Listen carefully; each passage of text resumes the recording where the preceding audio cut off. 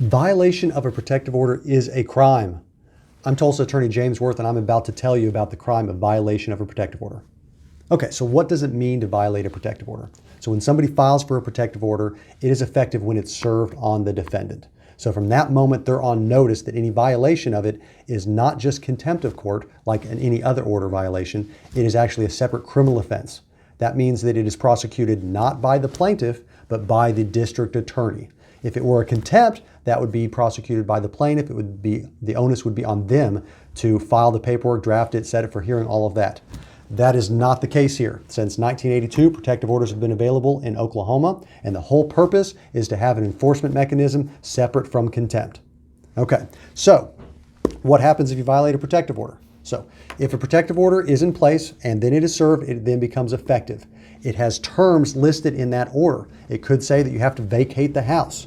It could say you have to stay away from the person, stay away from the child, whoever is on the protective order. It could have all these various terms. If they're not complied with, then the other party does not file with the court. The other party calls the police. It's reported as a crime. The police investigate it. They make a report. They send it to the district attorney. The district attorney then can file an information. And then based on the information, the judge can issue a warrant for arrest. The person's picked up, goes to jail, and it's a criminal case. Okay, so what is the punishment?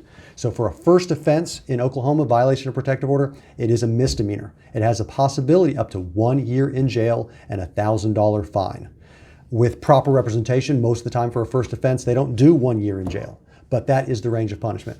If you have if the defendant has a prior conviction for violating a protective order and they get another one, now it's a felony. It can be charged as a felony with up to 3 years in jail and up to a $2,000 fine. So it becomes more serious at that point because it could be a felony conviction that haunts you for a very long period of time. So what you want to do if you are served with a protective order is you want to comply with the protective order. You want to go into court and you want to deal with it in court. You want to be very sure that you don't violate it and risk the prosecution there. If you're the plaintiff on a protective order and there's a violation, big or small, you need to call it in. You cannot give the other side permission to violate a protective order. So any kind of violation, you need to report to the police.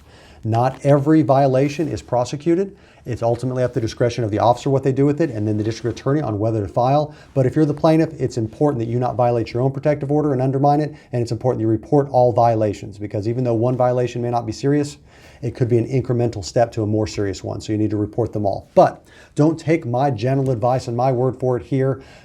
For your specific circumstances, talk to an attorney that can talk about your specifics. So if you want to talk with me, give me a call, 918-932-2800, or you can reach me through my website, wirthlawoffice.com.